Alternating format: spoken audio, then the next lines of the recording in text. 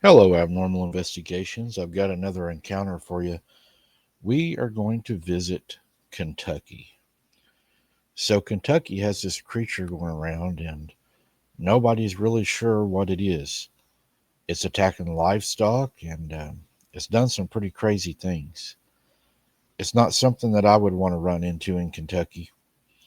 Trust me, it sounds like this thing is pretty violent, and it has shown that it's pretty violent. So we're going to go ahead and take a look at this case and this creature and see if we can get any ideas as to what we think it might be. 10 animals have been viciously attacked in Shelby County, but experts say they may, and I emphasize may, know who the culprit might be.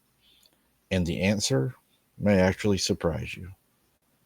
The animal could be lurking anywhere in the wooded areas of Shelby County in Waddy, Kentucky. But residents say they want it trapped and found. Some even say they even want it put down. But they say it lives in the woods and only comes out in the dark, and that it is very smart. Just by reading that paragraph and by what people are stating, sounds a whole lot like cryptid encounters that people have around their homes and stuff because these things aren't dumb. They have a high IQ. I believe what Scott Carpenter says, and his son Travis Carpenter believes the same way. I've been blessed enough that I've made good friends with Travis, and the Nephilim is what we believe, and based on his father's study with the DNA, that I believe that the proof is there. I mean, DNA is a very, very, it's a believable thing in court. People have been put to death over DNA, so DNA we know is very credible. So, moving on after that. People have been complaining of being watched from the woods and hearing walking and limbs breaking. Some even complained of being followed by something in the woods that would be paralleling them.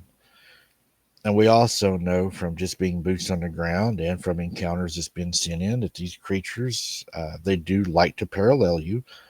They don't like to come out into the open. They do like to stay within the wooded areas.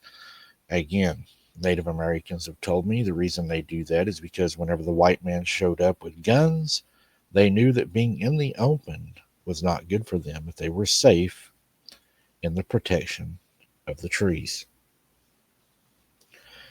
Kevin Cox's three donkeys have impressive built-in alarm systems, but unfortunately they have not kept this predator from attacking his animals. In fact, the donkeys for the first time are fearful and stay up close to the house, afraid to guard the pasture. But he had a white calf and others a few weeks ago that were attacked by this predator. Now, if a lot of you don't know, farmers do put donkeys in with their livestock because they're excellent protectors. So, really weird the donkeys were afraid because they can really mess up some coyotes really fast. I noticed it was covered in blood. Then the other two come up, and I noticed that their ears were shredded, said Cox. This one was the worst one, Cox pointed out.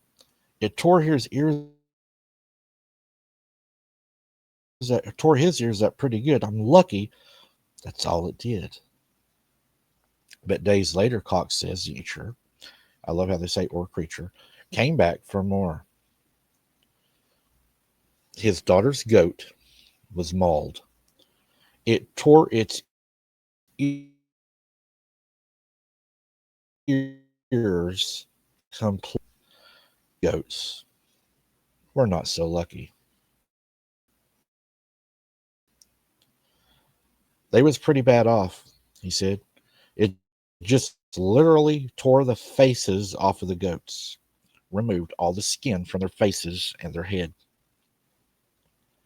Those goats had to be put down. Folks, these goats had the skin pulled off their face and heads and were still walking around in the pasture.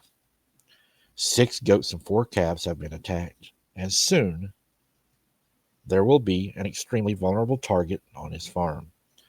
This heifer right here, she's about to have a baby next month, he said. So Cox has set out to try and trap the animal, or at least catch it on camera to try to identify whatever this animal, and again, this creature is. But what is it? Well, the Kentucky Fish and Game and wildlife experts say it's likely not a wolf, it's not a big cat, or some sort of mythical creature.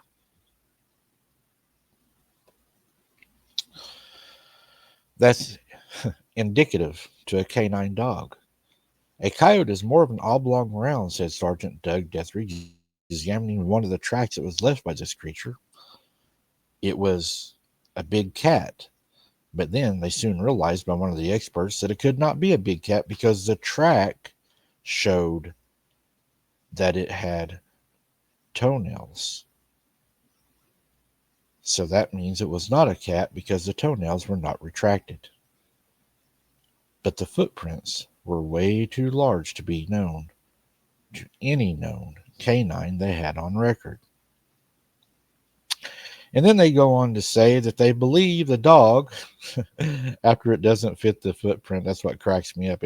It's absolutely too big to be, a dog's for sure, but the toenails and all don't match. But then they go on because they have to find something, right? So they go on to say that it's probably a domesticated dog and likely has been contained by its owner since the last attack was over a week ago. They've always got an answer. A wild animal is out there, and they are there to feed or only to defend itself, said Dethridge. County officials are holding a meeting Monday night to address this issue with residents. It will be held at the Waddy Ruriton building at 6:30 p.m. Now, the thing is, guys, when the creature went missing, what they failed to tell anybody was one of the farmers actually had took a shot at this creature, and he heard it scream and run off into the woods, and that is when the attacks actually stopped. So you tell me, what's out there? Was this a domestic dog? I doubt it. Or did the farmer shoot it and hurt it, and it probably went off maybe somewhere, whatever this creature was, dogman or whatever, and died, and the attack stopped? Or do you think it will be back? Let me know in the comments what you think, and thank you, Kentucky, for letting us visit your state and one of your creatures of many. As always, guys, keep your head on a swivel. Don't be something's dinner, and we'll see you on the next one. Good night. God bless.